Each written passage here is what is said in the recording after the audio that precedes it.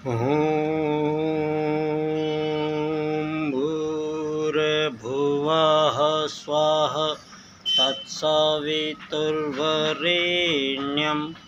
भर्गो देवस्य धीमहि धियो यो नः प्रचोदयात्। ॐ गुरुर्ब्रह्मा गुरुर्विष्णु गुरुरेव महेश्वर गुरुर्साक्षात् परब्रह्म तस्मै श्री गुरुवे नमः।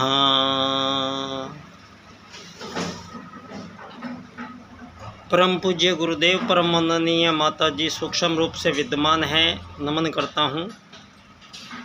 विश्व मानव को प्रणाम करता हूँ। और आदिशक्ति माँ गायत्री प्राणों की देवी है और संपूर्ण प्राणियों में जीवन का कारण केवल वो आदिशक्ति माँ गायत्री के प्राण रूपी सत्ता है, जिससे हम सबको प्राणी कहलाने का गौरव प्राप्त हुआ है।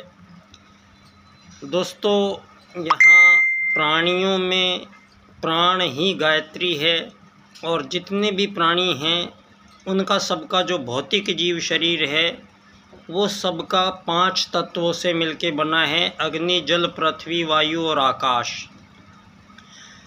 तो यहाँ प्रारंभ काल में जब धरती पर जीवन की उत्पत्ति हुई उस समय में यहाँ वैदिक रश्मियों से सूत्र बने हैं और उन सूत्रों से फिर प्रथम मानव जो धरती पर आए हैं उन मानवों ने उस परम सत्ता परमात्मा की वाणी जो सूत्र रूप में गूंज रही थी, उन सूत्रों को वो समझने में कामयाब हुए।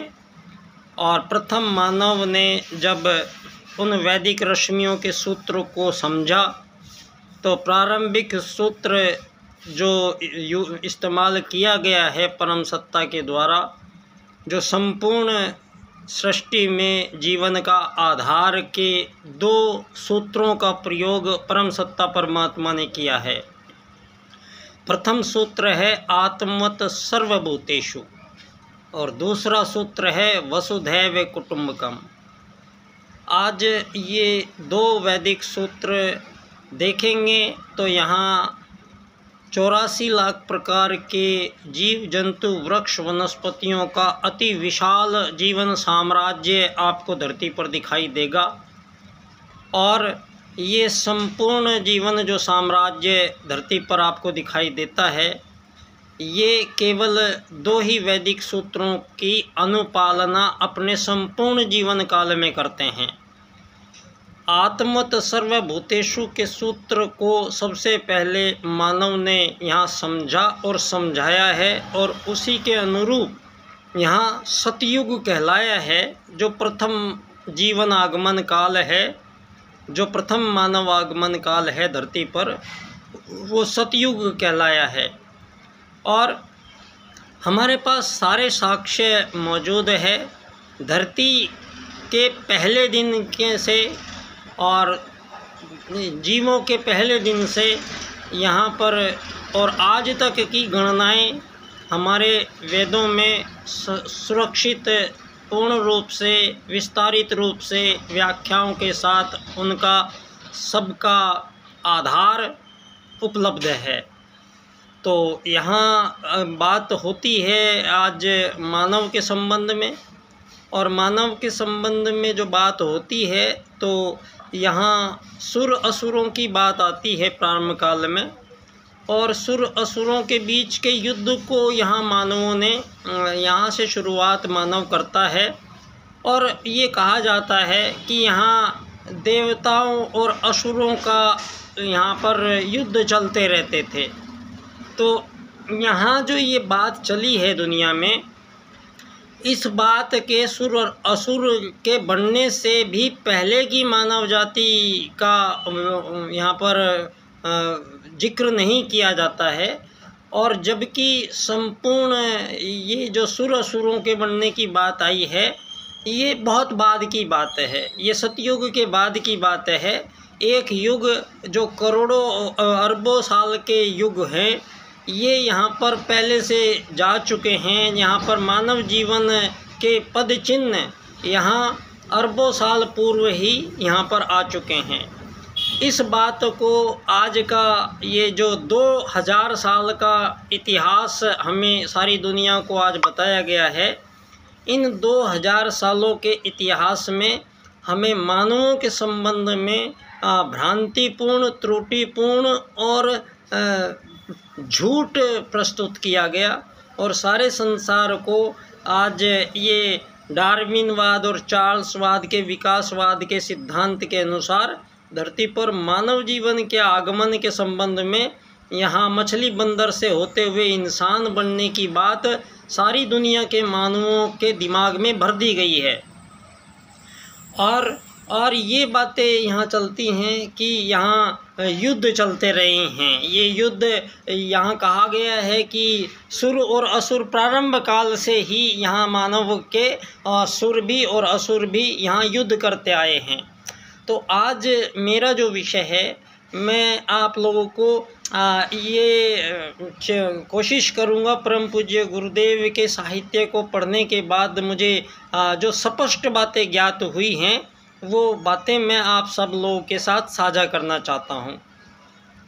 दोस्तों, यहाँ धरती पर जो प्रथम मानव आगमन काल है वो सतयुग में हुआ है और आत्मत सर्वभूतेषु के सूत्र के अनुसार यहाँ 84 लाख प्रकार के जीवनों के आगमन के साथ ही यहाँ मानव जीवन के बारे में यहाँ चर्चा हम करेंगे।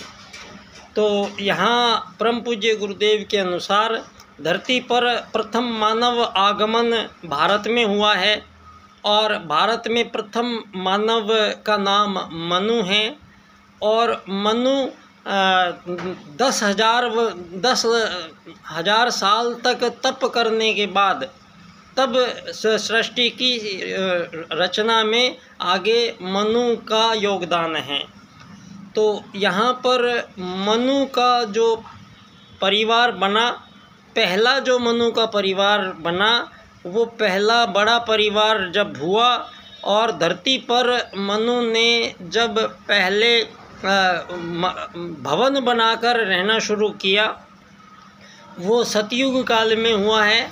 और मनु का पहला परिवार, चूँकि प्रथम आगमन था मानव का, तो परमात्म सत्ता का ही एक अंश आत्मा धरती पर और आया, धरती पर है विद्यमान आया और संपूर्ण जीवों में मछली, बंदर, तोता, हाथी, कबूतर, शेर, चींटी, मधुमक्खी, छिपकली, मक्खियाँ, सब में जो जीवन काल आया है वो आत्मत सर्वभूतेषु के सूत्र के अनुसार एक ही सत्ता उन सभी जीवों में प्रविष्ट हुई है और वो जीवन प्रारंभ हुए हैं। तो यहाँ आर्यों का पहला जो मनु का पहला परिवार आर्य परिवार है और ये आर्य विशेषण है, कोई किसी तरह का विभेद नहीं है।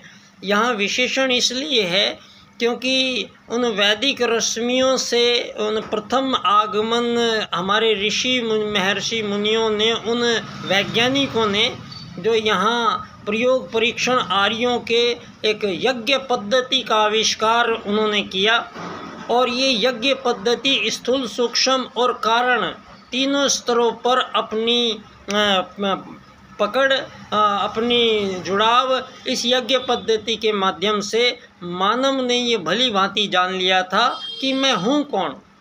प्रथम मानव आगमन काल में मानव ये भली भांति जानता है कि मैं एक आत्मा हूँ और उसी के अनुसार दूसरे जो लोग थे वो एक दूसरे से जो व्यवहार प्रारंभ हुआ है धरती पर, वो मानव के लिए मानव, मानव के लिए मानव यहाँ पर, क्योंकि जो आत्मा मेरे अंदर है वही आत्मा दूसरे के अंदर है, इस भाव के साथ यहाँ पूरा सतयुग बीता है और उन आर्यों में किसी भी प्रकार की कोई त्रुटि नहीं थी।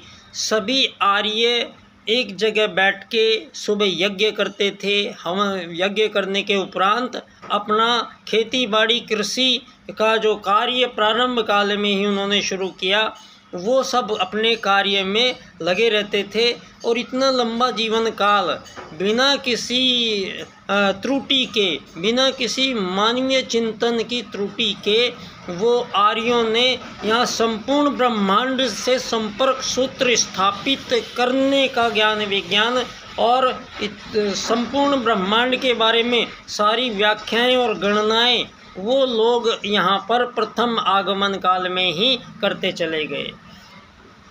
अब बात आती है कि न राजा था, न प्रजा थी, न दंड था, न दंडिक था, मतलब किसी चीज़ की कोई त्रुटि मानवों के बीच में नहीं थी। ये है प्राकृतिक जीवन का आगमन, ये है परमात्मा के जीवन का आगमन धरती पर मानवों और संपूर्ण जीवों के बीच में। एक ही घाट पर बैठकर यहाँ शेर और बकरी और गाय सब एक ही घाट पर पानी पीने का वो समय काल है। युग बदलते हैं, समय जैसे बीता है, तो उसके बाद में सतयुग के बाद में जो बीच का समय आया है, तो आर्यों में से कुछ लोगों ने जब आर्य पद्धति का अनुसरण बंद कर दिया, आर्य यज्ञ करना बंद कर दिया, और कुछ लोगों ने राजसिक और तामसिक आहार ग्रहण करना शुरू किया। धरती पर अगर मानवों को कभी भी अपने उस सर्वोच्च स्थान की तलाश और स्वयं की तलाश के बारे में अगर ज्ञान करना होगा, तो सबसे पहले आहार शुद्धि पे ध्यान दिया जाएगा, क्योंकि जिस प्रकार का अन्न शरीर में जाएगा उससे रस और रक्त बनेगा। जिस प्रकार का रक्त बनेगा, रक्त में जो भी रसायन की घटत या बढ़त होगी, उन रसायनों के कारण मस्तिष्क के ज्ञान तंतुओं पे उसका प्रभाव पड़ेगा, और मस्तिष्क के ज्ञान तंतुओं पे उन रसायनों के कारण कौन से स्तर के ज्ञान तंतु यहाँ पर सक्रिय होंगे, और जो ज्ञान तंतु सक्रिय होंगे उन्हीं के अनुरूप चिंतन विचार हमारे अंदर आएंगे, और वो विचार जिस प्रकार आएंगे वैसी भावना और कार्यक्रम मानव के बनते चले जाएंगे। तो यहाँ पर सतयुग के पश्चात उन आर्यों में से ही कुछ लोगों ने आर्य पद्धति को फॉलो नहीं किया, तो परिणाम आर्यों ने उन लोगों को आर्यव्रत क्षेत्र, धरती पूरी आर्यव्रत क्षेत्र है, वसुधैव कुटुम्बकम है धरती उस समय तक। किसी प्रकार का कोई कहीं मानव नहीं, कोई अन्य नहीं, बस धरती पर प्रथम परिवार ये आर्य परिवार, भारत का परिवार, ये सनातन भारत का परिवार, ये सतयुग का परिवार, ये मनु का परिवार यहाँ पर आया। और उन्हीं में से, आर्यों में से उन लोगों को देश निकाला दिया गया। आर्यव्रत की सीमाएं जहाँ तक है वहाँ से कहीं दूर जाने के लिए उनको निर्देश किया। वो लोग यहाँ से दूर गए हैं और दूर जाकर पाताल लोक में गए हैं, और पाताल लोक में जाके वहाँ वो असुर कहलाए हैं। और पाताल लोक जो आज के हिसाब से अगर हम देखते हैं तो अमेरिका वो स्थान है जहाँ पाताल लोक बैठता है, और आज भी राजा बलि की राजधानी बिलीविया वहाँ मौजूद है। तो ये एक बड़ा साक्ष्य। और ऑस्ट्रेलिया है, पहले उसको आंध्रालय कहा जाता था। उस समय वहाँ इन आर्यों के ही संतानें, जिनको हमने, जब उन्होंने यज्ञ नहीं किया तो उनको अनार्य या असुर कहा, और वही लोग जाकर वहाँ बसे हैं। तो सारी दुनिया में जो भी मानव जाति बसी है वो सब यहाँ भारत भूमि से आर्यों में से ही निकाले गए लोग हैं, या कुछ लोग हमारे ब्राह्मण वर्ग के लोग, उन्होंने दूर सुदूर क्षेत्रों की यात्राएं की हैं, और अपने धर्म को और अपनी संस्कृति को प्रचारित और प्रसारित करने का कार्यक्रम यहाँ पर प्रारंभ काल से ही किया गया है। तो सारी दुनिया में जो आज मानवों के बीच में ये जो पूर्व पश्चिम उत्तर दक्षिण, ये काले गोरे का भेद, ये विकसित अति विकसित अल्प विकसित अविकसितता का भेद, ये अमीर गरीब मालिक नौकर का भेद, ये गुलाम और आज़ादी के बंटवारे सर्टिफिकेट बांटना, ये सब इन 2-2.5 हज़ार सालों में मानवों के चिंतन की त्रुटि के कारण हुआ। और यहाँ पर ये जो युद्ध चल रहे हैं, ये जब वो लोग बहुत बाद में जो अनार्य थे, वो जो हम में से ही गए थे, उन लोगों ने शत्रुतावश आर्यों पे अचानक आक्रमण शुरू कर दिया। तब तक धरती पर एक ही जाति है, आर्य जाति, इसके अलावा कुछ नहीं है। और उनको वो अनार्य कहलाए, वो इधर से गए, फिर वो आर्यों पे आक्रमण करने लग गए। तो आर्य जब अपने शोध में, अपने यज्ञ में, अपने कृषि में वो लोग लगे रहते थे, तो अचानक से ये अनार्य लोग उन पर आक्रमण करने लगे और उनकी हत्याएं करने लगे, जनहानि का बहुत नुकसान करने लगे। उनको सबको, बच्चों को, स्त्रियों को, सबको वो मारने लगे। तब आर्यों के सामने ये समस्या पैदा हुई और आर्यों ने बैठकर एक पंचायत की और उस पंचायत में विचार किया।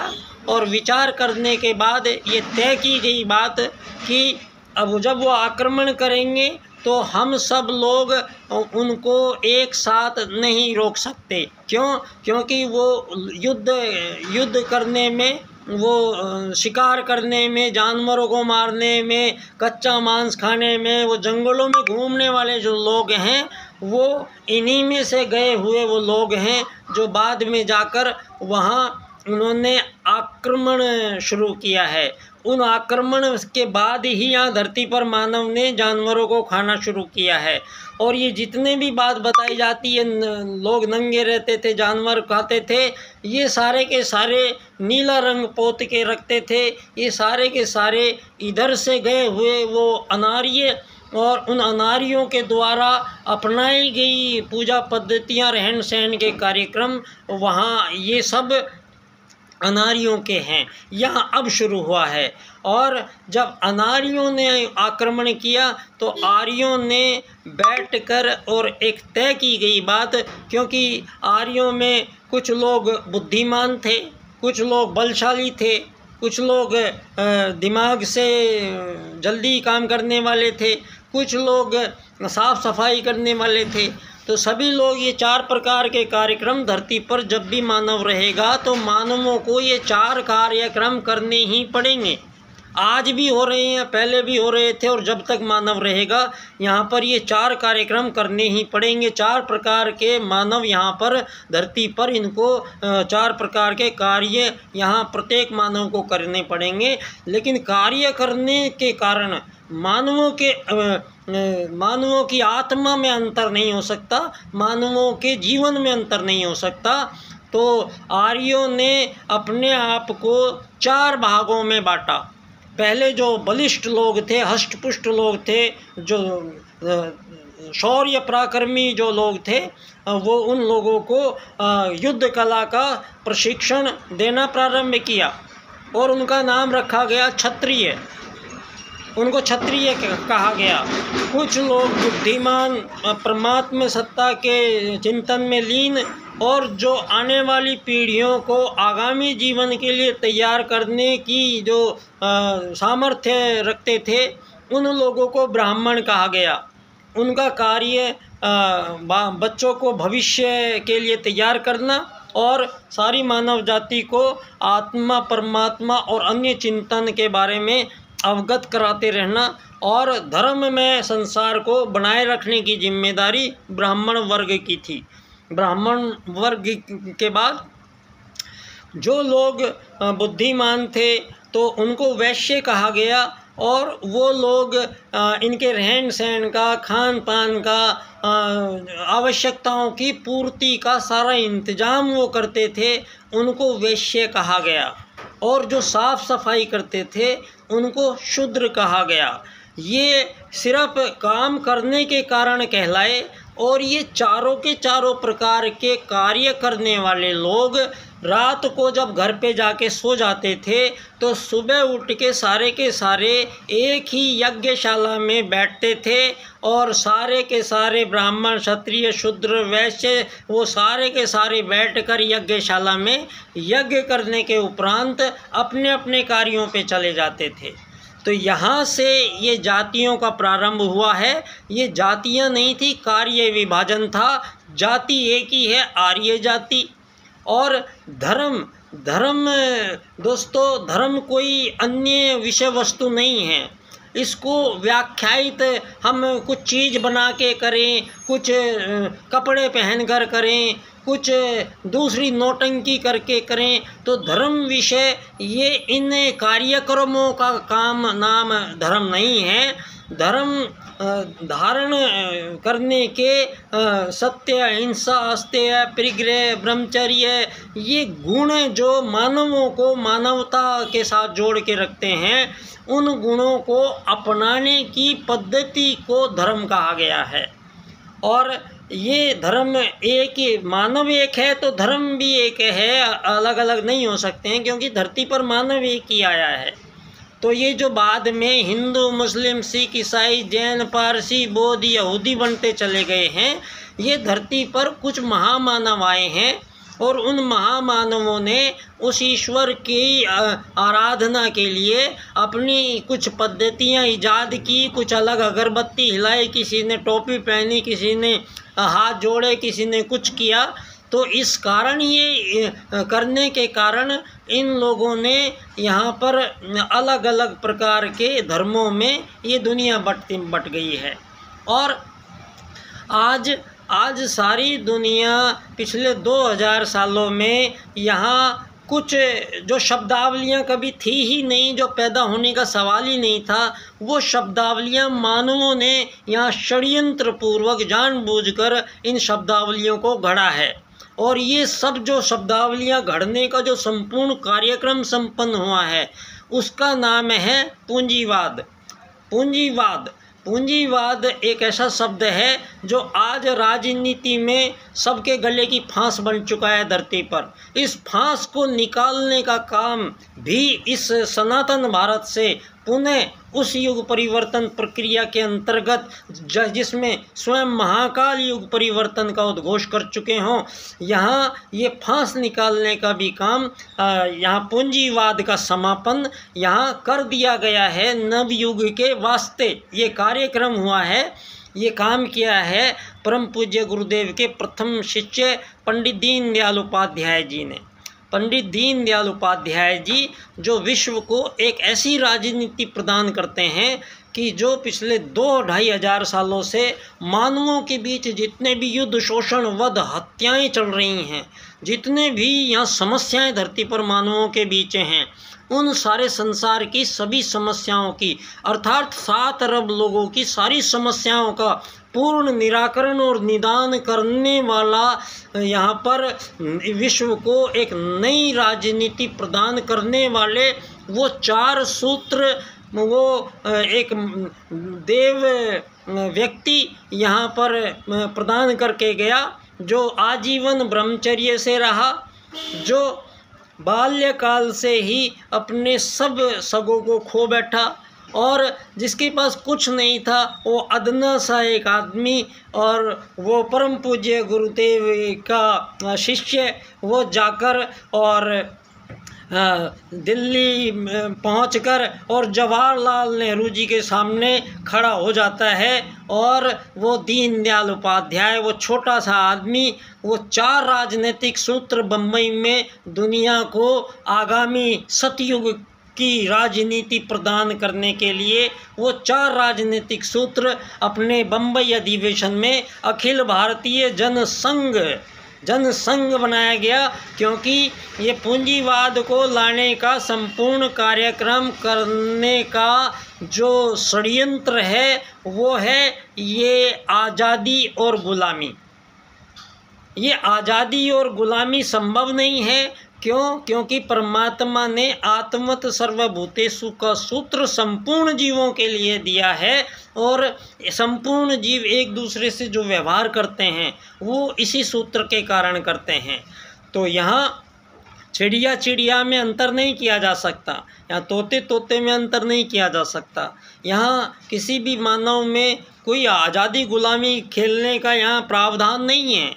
यहाँ किसी को अमीर बनाना, किसी को गरीब बनाना, किसी को मालिक बनाना, किसी को नौकर बनाना, ये बनने बनाने का जो सिलसिले का प्रारंभ है, यही धरती का बड़ा षड्यंत्र है और यहीं से पूंजीवाद शुरू होता है। अगर मैं ये मानता हूँ कि हमें 1947 में आज़ादी मिली है, तो इसका मतलब हम उससे पूर्व गुलाम थे यहाँ केवल, और जबकि ये आज़ादी गुलामी का खेल खेला गया है 2000 साल में, और यहाँ भगवान श्री राम का अस्तित्व स्वयं नासा सिद्ध कर रहा है जो आज से 10,000 साल पहले थे।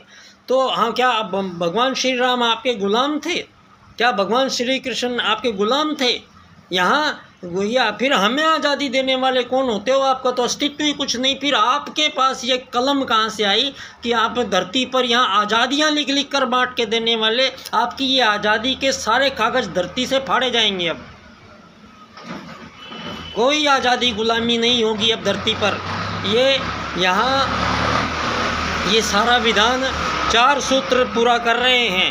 ये 4 सूत्र पंडित दीनदयाल उपाध्याय जी के हैं, और जिनकी व्याख्या इस विशेष क्रम से मैं करूँगा, और आप सुनिए, और नहीं तो आप आइए पंडित दीनदयाल उपाध्याय जी की जन्मस्थली पर। और 25 सितंबर को उनका जन्मदिन है। प्रत्येक 25 साल से मैं उनकी जन्मस्थली पर अपने कार्यक्रम संपन्न करता हूँ। आप लोग सुनते हैं या नहीं सुनते हैं, कोई मुझे लाइक करे नहीं सुन रहे, ये मेरा कार्य नहीं है। परम पूज्य गुरुदेव का आदेश है, उस आदेश को मेरा काम है पंडित दीनदयाल उपाध्याय जी के 4 राजनीतिक सूत्रों को इस ऐसी विश्व की राजनीति जहां अंतिम परमाणु विश्व युद्ध की तैयारी हो चुकी है, जहां ये ट्रिलियन इकोनॉमी की बातें हो रही हैं सारी धरती पर, यहाँ सब पीछे मुड़ के धान क्या आई हैं। आप लोग यहाँ आए थे, आदरणीय प्रधानमंत्री जी, यहाँ एकात्म मानववाद तो लिखा नहीं दिखा होगा आपको कहीं। यहाँ इनकी जन्मस्थली पर उनके एकात्म मानववाद नहीं लिखा, तो दीनदयाल जी का क्या मंदिर बनाने के लिए यहाँ पे रखा है? उनके 4 राजनीतिक सूत्रों की यहाँ बात पिछले 25 साल से मैं करता हूँ। कोई भी आपका राजनेता यहाँ पर उनके इन 4 सूत्रों पर चर्चा नहीं करता है। इसमें क्या दोष है मेरा?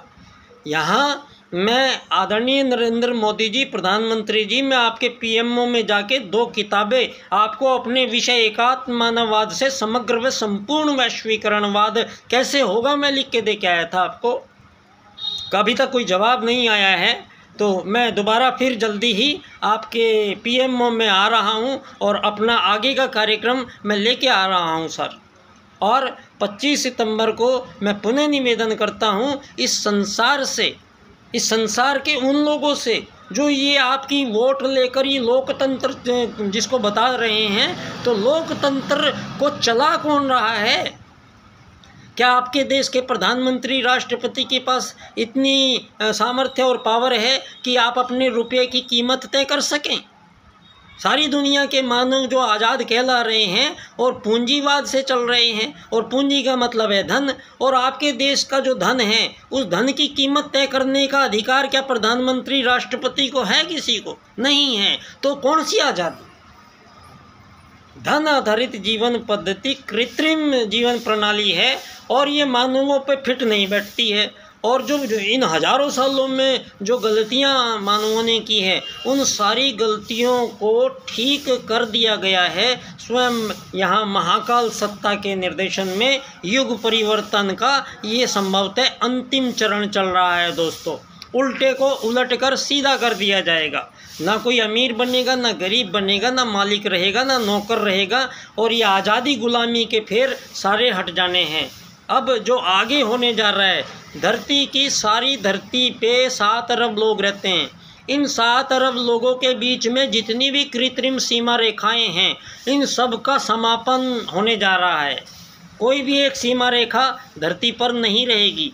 इन सीमा रेखाओं के समापन के बाद सारे विश्व में से एक विश्व सरकार बनेगी।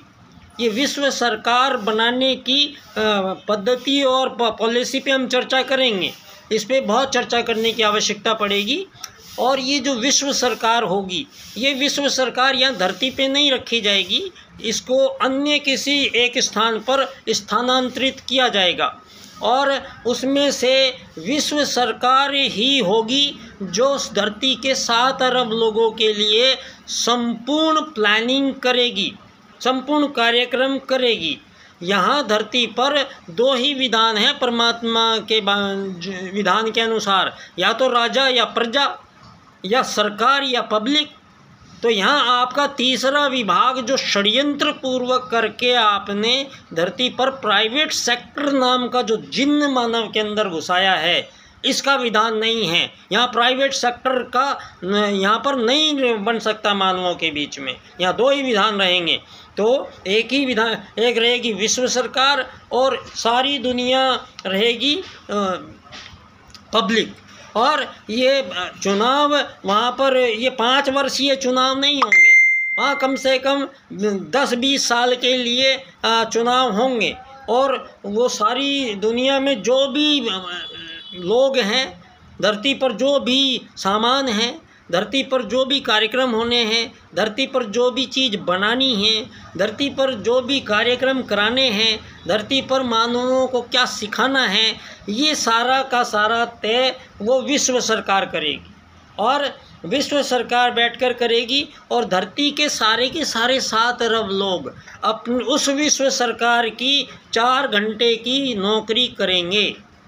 चाहे वो बच्चा है, चाहे बूढ़ा है, चाहे कोई भी है, चाहे अपंग है, चाहे अपाहिज है, चाहे कोई भी है, उन्हीं के अनुरूप 4 घंटे का सरकारी काम सारी दुनिया में लोग करेंगे। और सारी दुनिया में एक ही रुपया होगा, और ये रुपया समान कीमत का होगा सारे संसार में, और विश्व सरकार का ये पैसा होगा। किसी भी मानव को धरती पर ज़मीन खरीदने बेचने की इजाज़त नहीं होगी। यहाँ कोई किसी चीज़ का मालिक नहीं होगा। यहाँ मकान धरती खरीदने की आवश्यकता नहीं होगी। विश्व सरकार सारे दुनिया को मकान बनाकर देगी, सारी दुनिया को ऊर्जा निःशुल्क देगी, सारी दुनिया को भोजन निःशुल्क देगी। ये विश्व सरकार आपको पैसे की आवश्यकता जीवन में किसी को नहीं पड़ेगी। अर्थायाम आधारित एकात्म मानववाद की राजनीति है ये। तो एक ऐसी अर्थायाम में दीनदयाल जी ने स्पष्ट कर दिया है, न धन की कमी होगी, न धन की अधिकता होगी, अर्थात धन की आवश्यकता नहीं पड़ेगी। जो भी आपको ये रोटी, कपड़ा, मकान, चिकित्सा, स्वास्थ्य, सम्मान, दुकान, इन सब में जो मानवों को उलझाया गया है, इस पूंजीवादी लोकतांत्रिक प्रणाली से, इस सब का यहाँ पर ये एक विश्व सरकार और सारा संसार में से आदरणीय मोदी जी, जब आप G20 लिख के वसुधैव कुटुंबकम नहीं लिख सकते हैं, और वसुधैव कुटुंबकम लिखेंगे तो धरती पर 300 से भी ज़्यादा नाम आपको लिखने पड़ेंगे। वो जब वसुधैव कुटुंबकम लिख सकते हैं आप।